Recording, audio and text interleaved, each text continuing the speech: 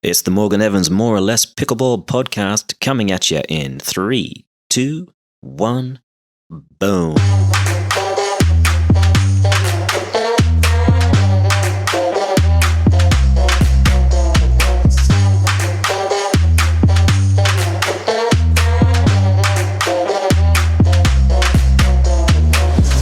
My guest today is a top player, and he's exactly what you'd hope for.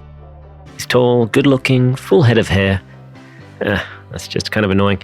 Anyway, we're going to talk about the state of the game and his game. So listen up for the pulse of pro pickleball, or if you're interested in the making of a champ. Either way, please welcome Mr. Patrick Smith. Oh, he's also kind of Kiwi, but don't hold that against him, all right? Patrick, how you doing, mate? Oh, not too bad. How about yourself? Yeah, still recovering from the tournament. It takes me a little longer these days to rest up and rehab. What about you? Yeah, a bit of the same. Maybe more the ego than anything else. Other than that, yeah, not too bad. The body feels pretty good, surprisingly. Back-to-back days are always kind of, at least for me at my age now, are kind of tougher. Yeah, for sure. Well, you're, I think, a year younger than me. You're 36, turning 37. Is that about right? Yeah, correct. Right. Yeah, it's annoying how, pickleballtournaments.com always tells you what age you're going to be. Yeah, that's true. It's like when you ask a child, they always tell you what they're about to turn, right? I think pickleball tournaments just treat us all like children. Yeah, I wish I would say 35, even though I'm 36. All right, so you've just finished Newport. This year already, you've racked up a bunch of medals. It looks like you're finding some good form with your partner, Jocelyn de Villiers. How long have you two been joined at the hip, so to speak? Well, he's the reason I started pickleball. He kept bugging me for the longest time. I mean, Matt and Lucy live in Wichita, and for the longest time I kind of knew about it. I knew that they were playing. That Jack Oxlove back then asked me to play every now and then. I just said, nah, I'm not really that interested in this old guy sport. And pretty much now that I started playing, I kind of had to eat my words because it definitely is not an old guy sport. It's a young man's game, especially at the high level. So when Chicken Pickle opened up, he kept bugging me as a friend. He needed an extra couple of bodies for the competitive league. And I said, I've never played before.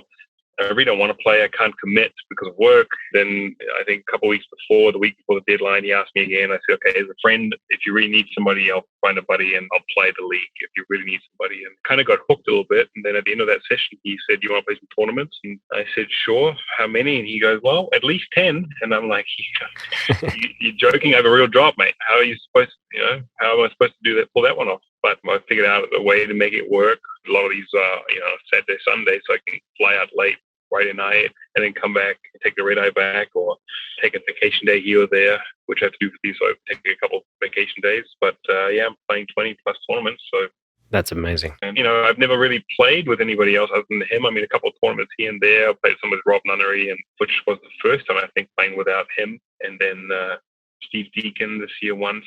Yeah, but other than that, it's always been my French pickleball boo.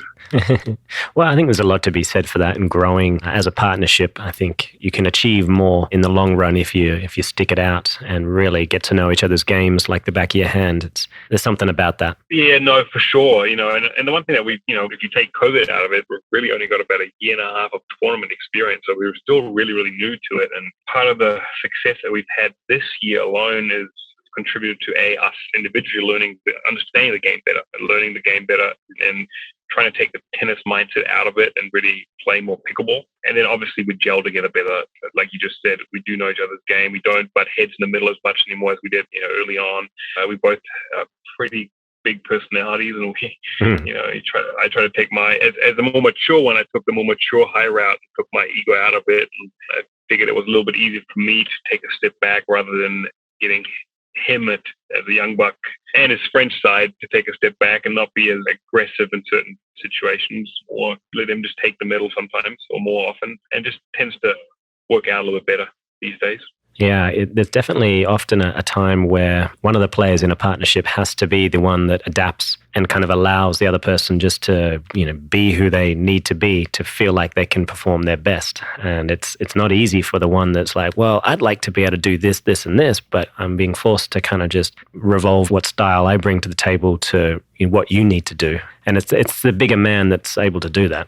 Well, yeah, for sure. But him being the younger one, I get asked all the time. Does the better player play the strong side and left side? And so generally that's correct. But I don't think we see each other as I'm better or he's better.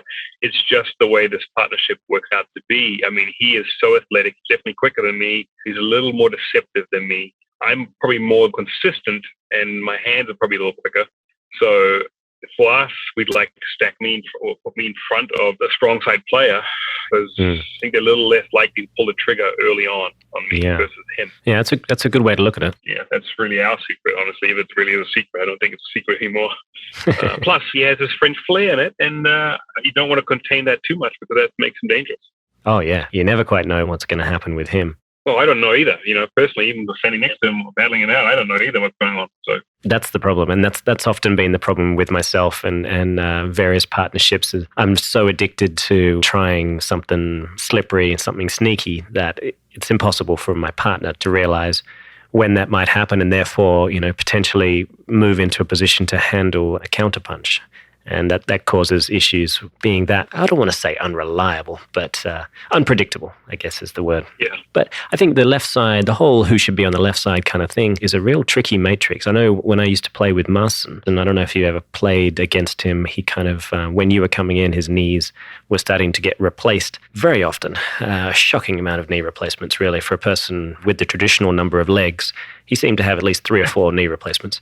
But having me on the left, and he was a stronger player, longer reach, fantastic hands, a real all-rounder. But having me on the left allowed me to play a lot of third shot drives and allow him to disconnect forward and be menacing up at the kitchen line. So if it was the other way around and it was him driving a lot of those third balls kind of down the middle, then I wouldn't have been able to do as good a job as the baker in the shake and bake scenario. Yeah. So there's pros and cons to both of it, but if you two can figure out how to play equally well both sides, then you've cracked the code.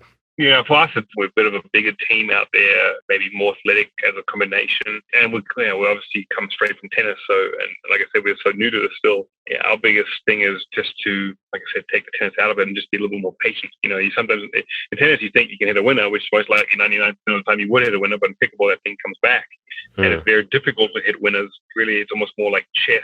Who's going to make the first mistake and who's going to maybe even attack an unattackable ball too early and having to hit up and then you counter punch down. So the more patient we've gotten, the better our results have gotten. And that's just by playing the game more and seeing the game more. Yeah. It takes a toll though, doesn't it? I mean, if you commit to trying to outlast a player in a long drawn out cross-court dink rally and everyone's moving each other around, you're no stranger to the cramp, as I've myself and Tyson and, a handful of other top players that are just kind of genetically born to be sweaters. You sweat with the best of them. There's no doubt about it. And it's cost you in the past, fairly recently in Delray. Is it something you're going to be able to, get past? Is there an easy, relatively easy solution? Or is it something that you just felt you didn't hydrate well enough, or particular muscle groups that are generally tight for you? As a tennis player, I think your hamstrings are naturally probably more tight. You're always supposed to be on your toes, so you always engage your quads more than your counterpart, the hamstrings.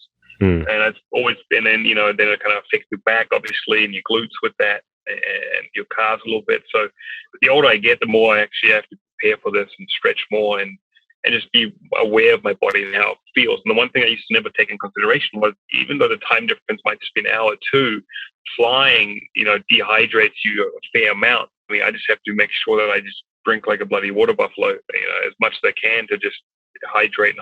And, in Delray in particular, having that long 12 plus hour day until the gold medal match in men's, I think that's what did me in, honestly, for the mix, because I just could not rehydrate enough. Even though I drank a lot the night before, I just couldn't hydrate enough anymore. And it was hot and, being indoors and coming from a colder climate, seeing that heat, not being acclimatized really to that yet. It's more about my preparation, to be honest, and making sure I have certain supplements that would help me through those grueling tournament days, because you don't get much rest. You barely get enough time to go to the bathroom, honestly, between matches, especially if you lose at some point. You have to, fight 3-4 matches back through the back draw to get back into the medal rounds. Yeah, I think sports science has got a little bit of work to do to come up with a product that is kind of specific for pickleball. Tennis players, generally they're at a top level, especially they're playing one match a day, sometimes one match every second day. So there's plenty of time for the body to rehydrate properly. And sometimes it still plagues them. But for pickleball players, their rest time, as you mentioned, is so minimal. The human body is not the most efficient thing at handling and absorbing hydration. That's why you'll see quite a lot of people adding in different protein. You'll see chocolate milk stuff, coconut water with chocolate milk, because that extra protein helps the body absorb up to 85-90% of the liquid, whereas just water alone, sometimes 50-60% is all you're getting. And a lot of these electrolyte drinks, they talk a good game, but it's kind of down to the body to be able to do it well enough. And if you've got 4 minutes before Melissa McCurley tells you got to go on court, it sometimes just isn't enough time. So I wish they would allow like a safety first IV drip on the corner there as a preventative, as opposed to just when you're down at the Texas Open and 120 people have gone through the paramedics because, they couldn't do it beforehand. I think that's one thing that you think about. What I also understand is, there's certain time pressure throughout this, trying to get the event done and making it fair to everybody where you don't have to wait 3-4 hours. I remember the first PPA this year in Arizona. There was twice where Joss and I just played Tyson and Riley, and between that match and our next match with Kyle and Matt, we had like a 2.5 hour wait. And then after that, again, we had another 1.5 hour to 2 hour wait. I understand wanting to have certain matches out on center court for TV and for the sponsorships and the viewership. I totally get that. But you've got to think about the play a little bit too in that regard. Maybe making it 2 viewership courts where you can just put them on like they did in Delray, So yeah. It was kind of nice to see that evolution there. And that might be at least for the near future, I think that's a recipe to kind of nip that sponsorship and viewership potential crutch in the butt. You're still going to have the public eye on it all around the country, or maybe even the world, wherever people stream it from. But again, it's tough because you have so many matches back to back to back. You just want to get it done, but it's never going to be a fair formula for it. And one team might have to wait an hour, one team might have to wait 2.5 hours. There's never going to be a fair formula, but you can only try and get better each time, I think. Yeah. Do you think there's a good cause to switch to a one event over 2 days kind of format? I would say yes. But then it becomes, again, if you don't, like myself, if you have a full-time job outside of pickleball, then, how much time can you actually take off, right? Because you want to arrive the day before if possible. Yeah. To at least maybe play a couple of balls, get used to the element. It's so different playing in California versus playing in Florida, or even going indoors. There's so many different nuances there. And you need a little bit of time to get used to it. For sure. We're going to hold it just briefly there with Pat for a medium tip, brought to you by Coach Me Pickleball. It's that time of the year again, people. It's the US Open, which means one thing: excruciating cramps, game-debilitating cramps, tear-jerking, IV-inducing cramps. What can you do? Plenty of fluids, right? Jam enough electrolytes down your pie hole to reanimate Thomas Edison. I wish it was that simple. Now let's talk about one of the most common mistakes people make: overhydrating. Hyponatremia is a very real and dangerous condition characterized by low blood sodium levels. If you're losing fluids while training or playing and replacing them but not replacing the associated lost sodium, i.e. just drinking water or a low sodium sports drink, then you will run the serious risk of hyponatremia. Please believe I don't want to say that word any more than I have to, but it's apparently quite important. The thing is, your body does an incredible job regulating the all-important sodium levels to keep them around an optimal 135 to 145 millimoles per liter. I know it's a lot to digest, pun intended, but bear with me. The main thing just prior to a tournament is to monitor your thirst and urine color. Straw color is good. Ash is bad. But so is clear. Large amounts of clear urine tells you that you may have flushed out too much of the helpful vitamins and minerals, such as sodium, out of your system. The result being possible hyponatremia, which means headaches, confusion, and sometimes much, much worse can result. So please take it seriously.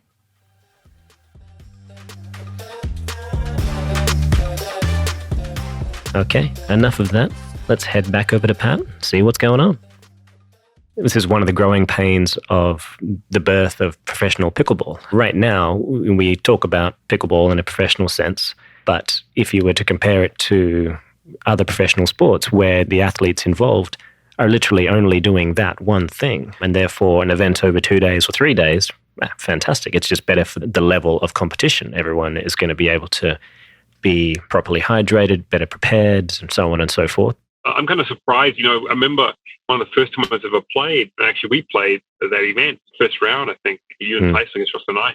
Yeah. And it was TOC a couple of years ago. Last TOC that happened pre-COVID, which was our second tournament ever, I believe. And we actually had to qualify. So, there's so many matches now that, probably, played 20 pro events now. And that was the only time there was a qualifying event. But there's been plenty of times where, you come out and you win the first couple of rounds, lose a couple of points in these games, 11-1, 11-0, 11-3, 3-0, those kind of things. And I understand that you want as many people in these events as possible, alone for the registration fee to make this work, to run these tournaments. It requires money. I totally understand that. But maybe capping it at 32. Yeah. And having, if there's 40, 45 signups, having a qualifying event the day before, like we did at TSC that one time. We had to play 3 matches to qualify, or 2 matches to qualify.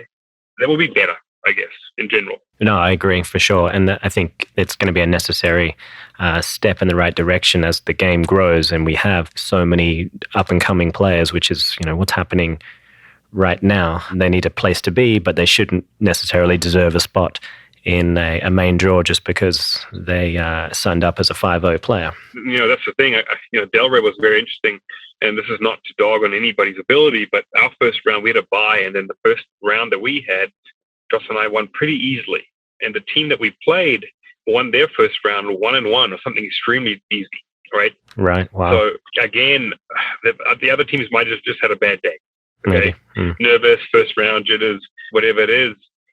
But there's also the other part of that spectrum where maybe they should have not played the pro event. Maybe they should have played the 5-0 event or the 4-5 event, right? Because you can enter no matter what you want to enter. And I think that experience is valuable for every player to try it out 100%. But I think that's where maybe a qualifying bracket would help out to just make people understand where they're at in terms of competition. Yeah. Right? Because, you pay all this amount of money for the entry fee for the pro event. I personally would take the wind out of my sails if I would play and pay all this money first, a couple $100 each time, and then I would barely win a point. It would kind of be a little bit deflating for sure. me personally. I think the same thing, but how many of us would agree to, if someone said, well, yes, you get to play Wimbledon, but you're playing Federer first round. Most people would be like, yep, I'll take that for sure. That'd be an amazing experience. Perhaps some people are thinking the same thing, knowing that they'll come in as possibly the lowest seed and encounter players such as yourselves. And they may feel like, well, this is like a lesson. I'm paying for a lesson and I'll see just where I'm at versus the people they're used to playing back home. I mean, right or wrong, right now, there isn't a definitive mechanism to stop those people from doing that. And it won't take long. I think once there is a reliable 32 teams that everyone can look at and say, yep, no one's going to beat any of those other teams 11-0, 11-0. There's always going to be something that'll look good on television when any of those teams play each other. When that happens, when that day comes, then, yeah, I think we would have really grown and we could say we're there. And I think even more so when those 32 teams, 64 players, all are doing it as a job, playing pickleball, training as pickleball players, traveling around, have media responsibilities, teaching if they need to, but aren't necessarily having to go back to a very different full-time job, which we'll get to in your world in just a moment. Then I think professional pickleball has actually arrived. Yeah, no, I totally agree.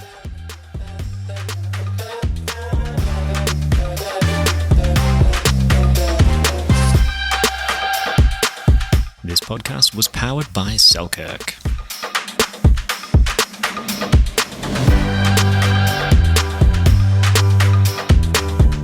This podcast is also brought to you by the next generation of Selkirk paddle, the Vanguard.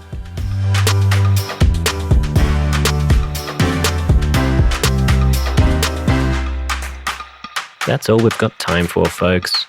I'm Morgan Evans, and this has been More or Less Pickleball. And you'll be like, hey, and I'll be like, hey, hey, hey.